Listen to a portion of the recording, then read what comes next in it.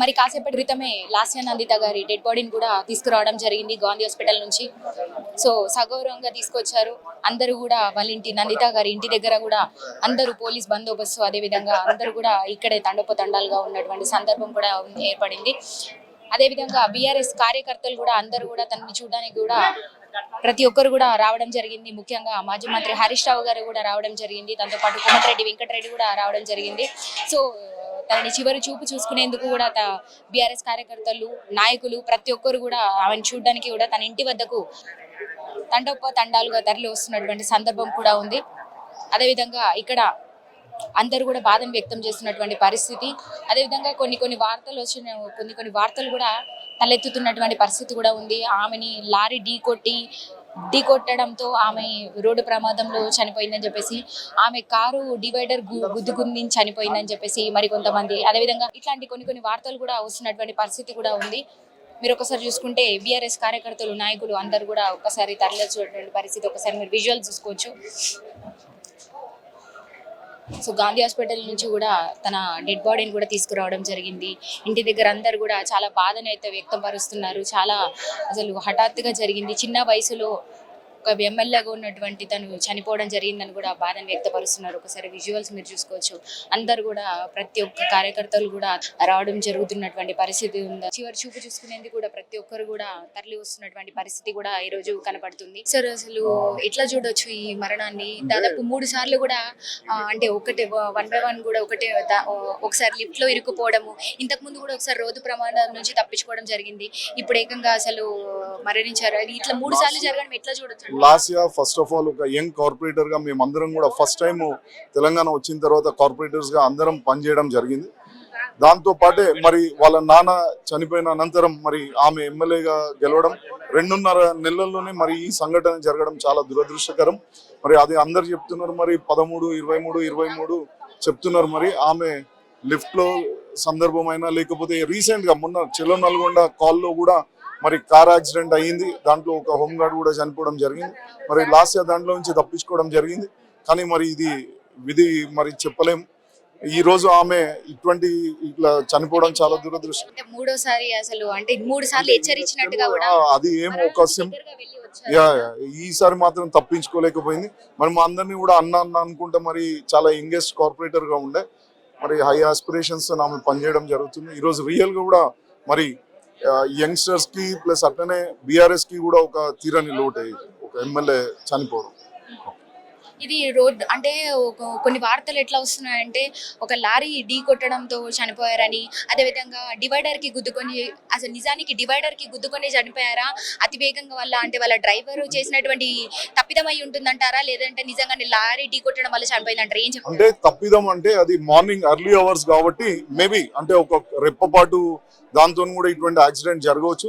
మరి అది లారీకి ఫస్ట్ ఢీకొన్న తర్వాతనే మరి ఆమె తర్వాత ఈ కార్ అట్లనే పోయి రీలింగ్ కి కొట్టడం వల్ల ఆమె లెఫ్ట్ సైడ్ ఉండడం వల్ల ఇప్పుడు ఆమె బాడీ చూసినప్పుడు కూడా లెఫ్ట్ సైడ్ అంతా కూడా బ్రేక్ అయి ఉన్నది.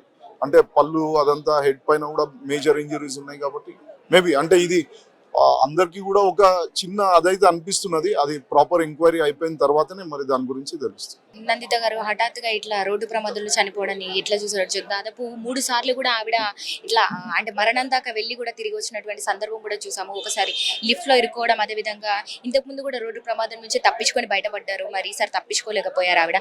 ఏం చెప్తారు? ఏదేమైనా విచారకరమైన విషయము. అమ్మాయికి ఫ్యూచర్ ఉంది. సాయాన్న విన్న అభిమానంతో ముఖ్యమంత్రి గారికి వారిపైన ఉన్న సదుపాయంతో టికెట్ కూడా ఇచ్చినారు. వారి హఠాత్ మరణం, సాయాన్న గారి హఠాత్ మరణం తీరని లోటైనప్పటికీ ఆ కుటుంబాన్ని ఆదుకోవాలి, ప్రజాసేవలో ఉంచాలి అనే సంకల్పంతో ముఖ్యమంత్రి మా కేసీఆర్ గారు తిరిగి ఆ కుటుంబాన్ని టికెట్ ఇవ్వాలని చెప్పి నాయన గారితో కలిసి తిరుగుతూ ప్రజలతో సంబంధం ఉన్న లాస్య నందితకి ఇవ్వాలని చెప్పి నిర్ణయించి టికెట్ ఇవ్వడం జరిగింది. సాయన్న గారి పైన ఉన్న అభిమానంతో అమ్మాయి ప్రజల సంబంధం ఉంది కాబట్టి మంచి మెజార్టీతో గెలిచింది అమ్మాయి. కానీ ప్రజాసేవ చేయలేకపోయింది.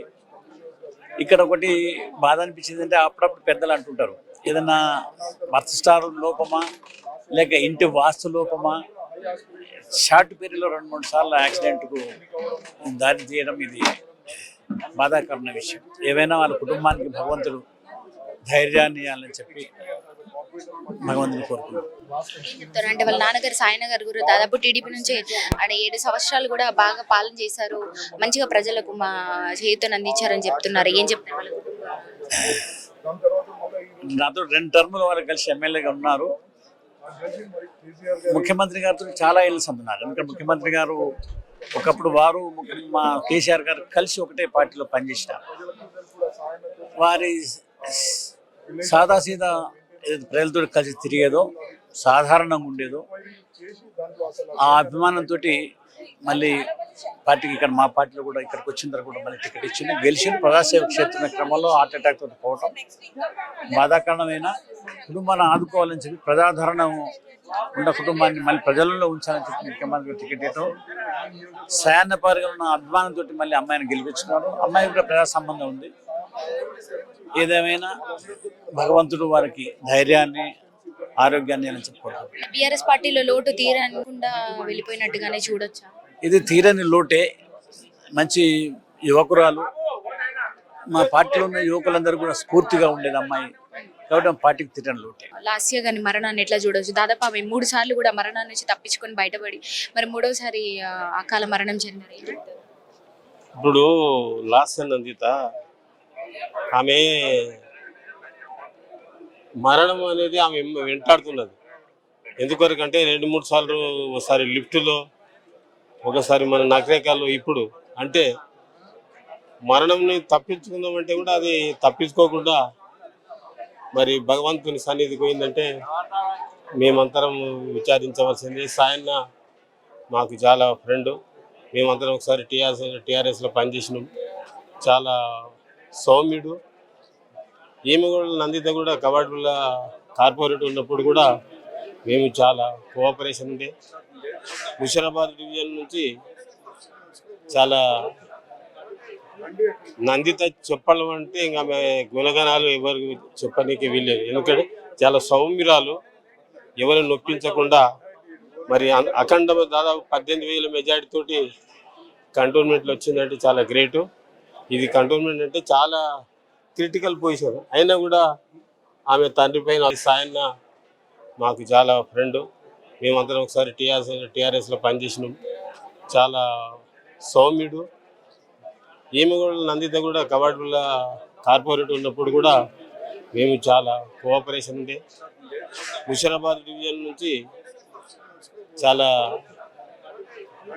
నందిత చెప్పడం అంటే ఇంకా ఆమె గుణగణాలు ఎవరికి చెప్పనీకి వీల్లేదు. ఎందుకంటే చాలా సౌమ్యురాలు, ఎవరు నొప్పించకుండా మరి అఖండ దాదాపు 18,000 మెజార్టీ తోటి కంటోన్మెంట్లో వచ్చిందంటే చాలా గ్రేటు.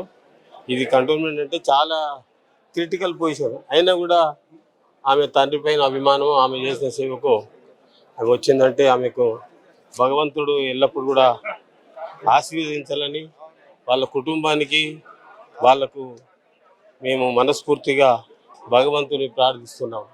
డివైడర్ మీదకు ఆమె వాహనం దూసుకెళ్లింది. ఆ సమయంలో వాహనాలను క్రమబద్ధీకరిస్తున్న పోలీసులు తీవ్రంగా గాయపడ్డారు. అందులో హోంగార్డ్ ప్రాణాలు కోల్పోయారు. నల్గొండ రోడ్డు ప్రమాదం తర్వాత లాస్య నందిత కొత్త కారును కొనుగోలు చేశారని చెబుతున్నారు. ఆ కారులో ప్రయాణిస్తుండగా ఔటర్ రింగ్ రోడ్డుపై జరిగిన ప్రమాదంలో ఆమె ప్రాణాలు కోల్పోయారు.